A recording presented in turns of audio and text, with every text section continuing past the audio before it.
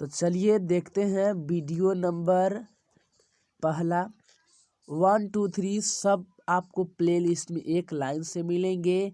आप जाइए direct playlist में और एकदम पढ़िए, आंसर क्वेश्चन सभी भी मिलेंगे। और हाँ, पीडीएफ यदि लेना चाहते हैं तो हमारे टेलीग्राम पे आप संपर्क करें और इंस्टाग्राम पे मैसेज करें, आपको वहाँ पे मिल जाएंगे। और प्लेलिस्ट का जो लिंक होगा इसी वीडियो के डिस्क्रिप्शन में मिल जाएगा। तो मज़ा आने वाला है। तो चलिए देखते हैं गुरु नानक का जीवन परिचय। गुरु नानक का जीवन परिचय हम लोग देख लेते हैं। तो गुरु नानक का जन्म 1469 ईस्वी में हुआ था और निधन वाहे गुरु कहते कहते 1539 ईस्वी में इनका निधन हो गया था। इनके स्थान जो है, जन्म स्थान है वो नानकाना साहब के नाम से जाना जाता है, जो अभी फिलहाल में पाकिस्तान में है। नानकाना साहब अभी कहाँ है? पाकिस्तान में है। तो देखिए गुरु नानक का जन्म कब हुआ? तो 1469 ईस्वी में जन्म हो गया। मरे कब? 1539 ईस्वी में। निधन हुआ तो होते समय क्या बोल रहे थे? तो वाहे गुरु बोल रहे थे। इनका जन्म स्थान का नाम क्या है? तो नानकाना साहब के नाम से विख्यात है, जाना जाता है। नानकाना साहब कहाँ है? तो पाकिस्तान में, अब पाकिस्तान में चला गया है। तो चलिए अब इसके बाद इनके पिता का नाम कालू चंद खत्री, माँ का नाम त्रिपता और पत्नी का नाम सुलक्षणी था। इनके पिता का नाम कालू चंद्र खत्री, माँ का नाम त्रिपता, पत्नी का नाम सुलक्षणी। इसको यदि आप ट्रिक से याद करना चाहें तो इस प्रकार से है। नाना कालू तृप्त हो गए सुलक्षणी को देखकर।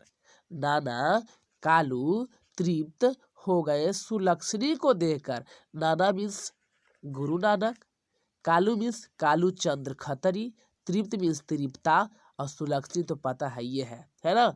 तो चलिए इस प्रकार से याद भी कर सकते हैं।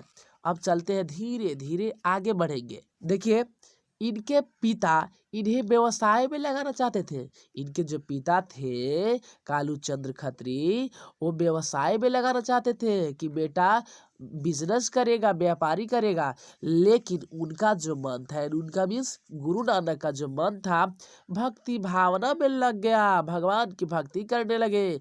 नानक जी हिंदुओं और मुसलमानों की धार्मिक उपासना पर बराबर जोर दिया है। हिंदू और मुसलमानों को, दोनों को समान अधिकार से धार्मिक उपासना पर जोर दिए हैं।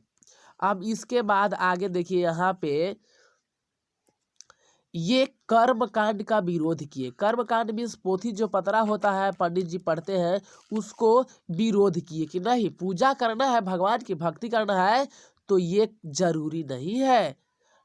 और निर्गुण निराकार ब्रह्म की भक्ति का प्रचार किए। निर्गुण निराकार मतलब होता है कि जिसका कोई आकार नहीं, ईश्वर का कोई आकार नहीं है, तो वैसे भक्ति पर ये विश्वास करते हैं और वैसा ही भक्ति को प्रचार भी इन्होंने किया।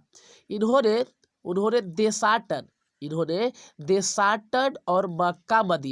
देशाटन और मक्का मदीना की भी यात्रा किए तथा इनकी भेंट बाबर से हुआ है। मुगल सम्राट बाबर जो था, बाबर से भेंट केकरा हुआ?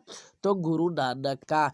अब यहाँ पे एक बार रिवीजन की अगर और बढ़ ले तो एक बार देख लीजिए रिवीजन, क्योंकि रिवीजन यदि आप कर देंगे तो तुरंत याद आ जाएगा। देखिए इनके पिता जो थे, इनको कोची में नौकरी लगाना चाहते थे, मतलब व्यवसाय करना चाहते थे। उनका मन कहाँ लग गया? भक्ति भावना में लग गया।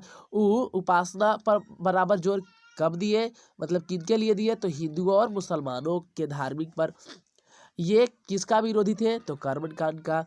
ये कैसे भक्ति का प्रचार किए? तो निर्गुण निराकार ब्रह्म की। इन्होंने कहाँ कहाँ मतलब यात्रा किया? तो देशाटन, मक्का मदीना। इनकी भेंट कहाँ हुआ, केकरा से हुआ? तो बाबर से हुआ। तो अब आगे बढ़ते हैं। देखिए, गुरु नानक को सिख धर्म के परिवर्तक माना जाता है। गुरु नानक को सिख धर्म के परिवर्तक माना जाता है। अब देखिए, गुरु नानक जी की रचनाओं का संग्रह, जितना गुरु नानक जी रचना लिखे थे उस 1604 ईस्वी में सिखों के पांचवें गुरु जिसका नाम था अर्जुन देव ने किया, जो गुरु ग्रंथ साहिब के नाम से विख्यात हुआ। मतलब कहने का मतलब ये है कि जो गुरु नानक का जो जितना रचना था उसको एक जगह कौन किए, तो सिखों के पांचवें गुरु कौन है, अर्जुन देव ने किया।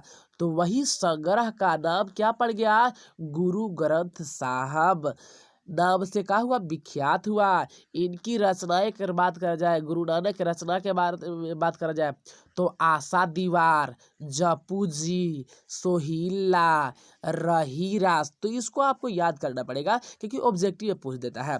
तो देखिए, इसको हम ट्रिक से कैसे याद कर सकते हैं, तो ट्रिक है आज शोर है, आज शोर है, आज शोर है, आज शोर है, आज शोर है।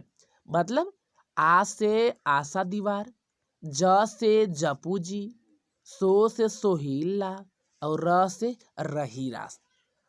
अब इसके बाद देखिए,